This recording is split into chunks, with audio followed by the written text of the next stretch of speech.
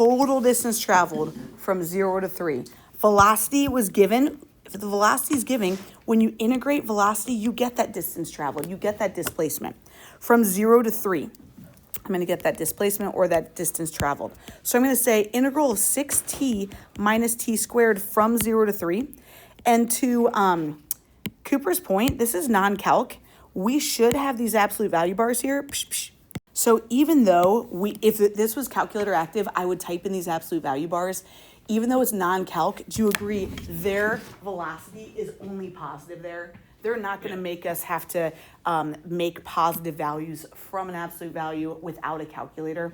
So this is technically how we'd set it up. But because this function, thank goodness, is already positive and they would just do that to us, we're going to be good. We're going to be good. So antiderivative of 6t. 3t squared minus t cubed over 3. 6t squared over 2 would get me 3t squared. Yep, it just takes me a second. I'm like a rule follower. So you're saying 3t squared, agreed, minus you said t cubed over 3? Yep. Beautiful. And we got to do that from 0 to 3. From 0 to 3. Okay, what is 3 squared going to get me? 9 times 3? That's 27 minus 9, because 27 divided by 3 is going to get me 9. And then when I plug in 0 here, minus 0, final answer. Okie dokie, 2022. Oh, I think the hardest part of this 2022 question, this is from the actual test in 2022, is all of these variables. So I think it's just important to know, what did they give us? Let's put it into terms.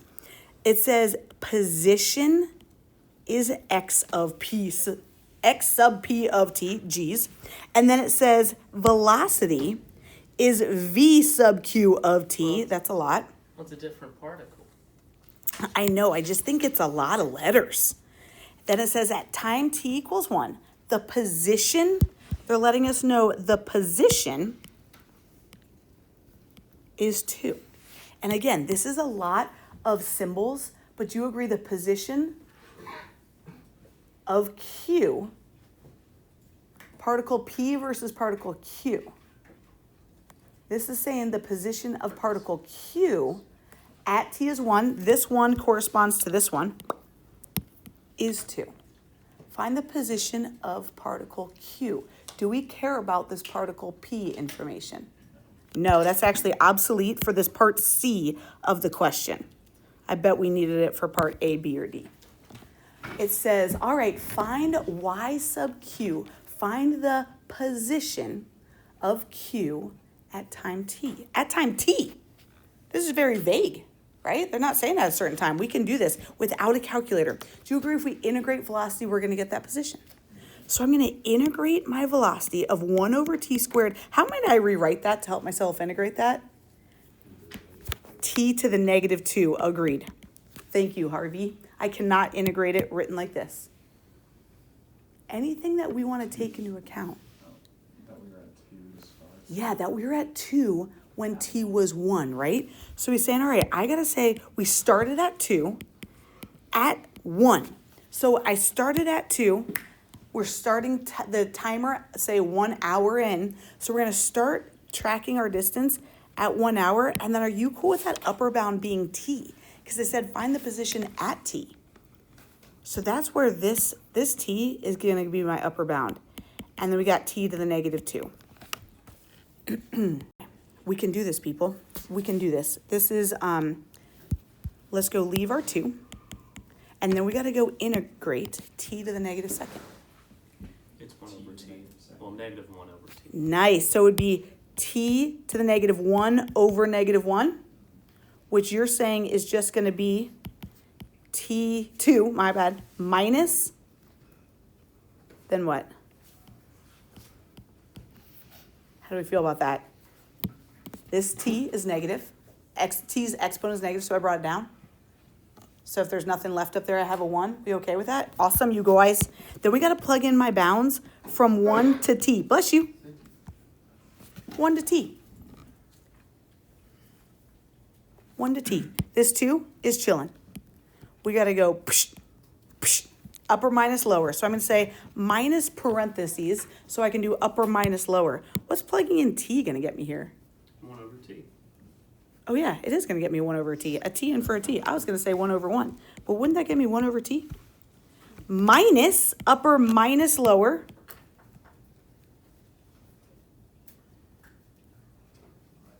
Minus 1.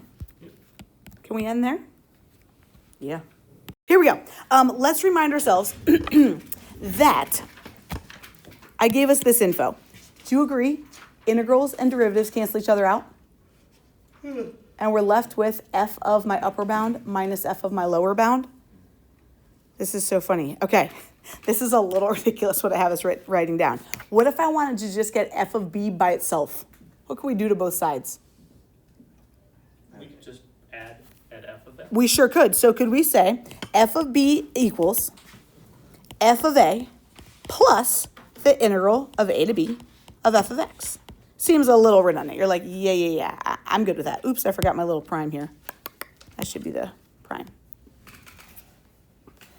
But this is really what we were just doing of saying, this is my starting spot, plus adding on from that starting spot, and that's going to get my end position. That's really what we were just doing. This is my starting initial position. Here we go. A function is known to be increasing at a rate. If this is my rate, do you guys agree this is really velocity? It's really my velocity, right? Yeah. It's also known that x equals 4. Oh, at x equals 4, the function has a value of 15. Is that what that says? Yeah. So that's just letting us know we've got that point for 15. Find the value of the function at x is 2. That's 7. That's, oh yeah, find the value of the function at x is 7. Thank you. Okay, so you're like, what? How the heck am I going to go from f prime to just f's value at 7? How do you go from an f prime to an f? Integrate. Okay, so I'm going to integrate my f prime. I'm going to integrate my f prime, which is 3x plus sine of x. But then, actually, before I even write that, I'm going to say, just like you said, integrate f prime. And what would my bounds be, you guys? 4 to 7.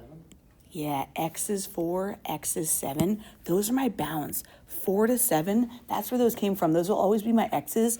So let's just write that in terms of this fundamental theorem of calculus. Integrals and derivatives cancel each other out, and I'd be left with f of blank minus f of blank. Upper minus lower, yep. Yeah. So my f prime is already given there. And then my bounds we're saying need to be need to be 4 and 7. And then that has to equal f of 7 minus f of 4. Do we know what f of 7 is? No, that's what they want. But do we know f of 4 is 15? Yeah, so I don't know what f of 7 is, but I know f of 4 is 15. Can we go find this side without a calc? Oh, actually, I'll let you use a calculator. Yeah, it says calculator active. Let's go use a calculator. Let's go find what this left side is by doing a little math 9. 4 to 15. Make sure that you're in radians. Wait, why 15? Oh, golly. Oh, my gosh. Thanks. What would I do without you, buddy? Oh, my gosh. Now I said sine of 7. Now I'm just really distracted. He said 4 to 7. On that left side, anyone? Ooh, I'm in the wrong mode. I got 48.092. Anybody? Thanks. How would I get? And then we just have to add 15 to get that f of 7 by itself. 63.092 is my f of 7. A tank of water, let's jump to this one just to see what kind of methods we can use, and then we'll bounce back up to example 2. But on this guy, it says the table above gives the values of f and f prime. If f prime is continuous from 0 to 5, what is the value of the integral of f prime? So on this case, and actually you guys have seen this question, I think, on a quiz or test before. Integrals and derivatives do what? They cancel each other out. And I'd be left with f of 4 minus, yes. So I'm totally down. You know, obviously there can be multiple ways, but on this one, when we aren't given any functions, we just have to go our fundamental theorem of calculus method. What is f of 4, y'all? 2 minus f of 1? Yeah. Answer D? Okay, let's go back to this example 2 then. Again, we might be able to do it multiple ways, which I dig. Tank of water is leaking at this rate.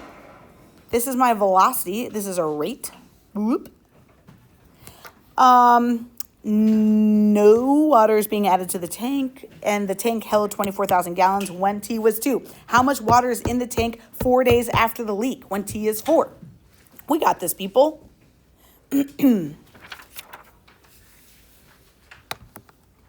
And again, maybe we just want to start this out like we did yesterday's. What do we start with? Yeah. But let's see, if they want to, what will our bounds be? Let's think about that. 2 and 4, right? My bounds are 2 and 4.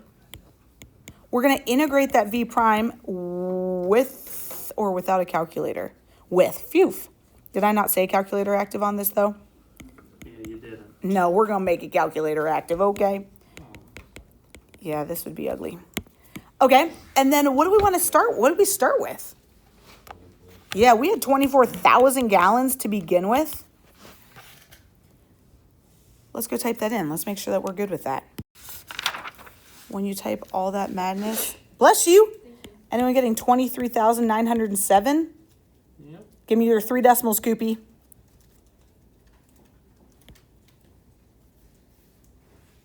9. What are your 3 decimals, Coop? 0.9885. Perfect. And then check. Yeah. What's up? Okay.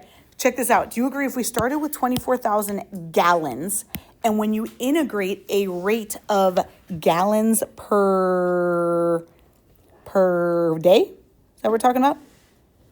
Yeah. Gallons per day. When you integrate a velocity, you get a quantity or a position, right? So when I integrate gallons per day, what would this get me? Gallon. Exactly. This is just going to get me gallons right here. So gallons plus gallons is going to get me just gallons. There'd be that many gallons. Slow leak, people. Slow leak. Who did it? Yep. That integral and derivative, they just cancel each other out. We're left with f of 4 minus f of 0.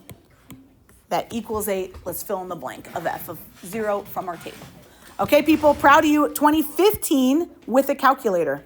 With a calculator. You might be like, wow, you guys, as soon as you see that we've got a prime and they want an f, how do I go from a prime to an f? You're like, okay, I'm just going to integrate that cosine of x squared. When I integrate an f prime, I'm going to get an f. What would my bounds need to be? 2 and 3. Look at what he said. That's an x. That's an x. I always put lower on the bottom, but you guys, it truly doesn't matter. Your calculator will handle it. So I say from 2 to 3, but what would that equal on the right side? 7 minus 7, 2. Exactly, because I'm going to write this off to the side because I'm like a creature of habit. If I'm like, all right, my bounds are 2 and 3. My integrals would cancel the derivative out, and I'd be left with f of 3 minus f of 2. That's the little reminder that I need to write down here personally. F of 3 minus f of 2. Upper minus lower.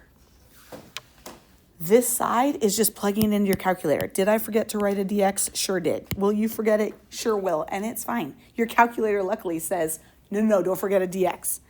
So let's go type that left side into our calc. Math 9, 2 to 3, cosine of x squared. Anyone get 0.241 on the left? Yep. F of 3 was 7, and I need f of 2. Ooh, is a negative sign going to mess us up here? If I do minus 7, does that equal f of 2? No, that would equal negative f of 2, right? So then we got to do the opposites. I'm glad that they didn't have negative 6.759 as an option. We got oil tankers. Oil tankers with a right Riemann sum. How much are we starting with? 110,000? I'm good. You guys agree. Can we just leave it as 110? We can, because look at how they have all of this written. thousands of barrels per hour. So we can just start with 110 and you don't have to make it comma 000. Okay, then we got to add in, that was at 2. That was at 2. Then from 2 to 9, that's when we've got to go ahead and do some rectangles to figure out how many barrels of oil, is that what we're looking for? Thousands of barrels of oil are in the tanker. Okay, right Riemann sum. What's the base of my first rectangle? 2. What's the right height? Yeah, right height between these two. 75 is on the right. I'm not going to use the left. My next base between 4 and 7 is 3. Right height, 75 again. My last base, 2 and 70. Guys, it's free response. Can we leave it there? Yep. We can leave it there. What would be my units real fast? Let's think about this real fast. This 110 was thousands of barrels. That guy is thousands of barrels. Then we went 2, which was an hour, times 75, which was a thousands of barrels per hour. What's going to happen with those? And we'll just be left with thousands of barrels.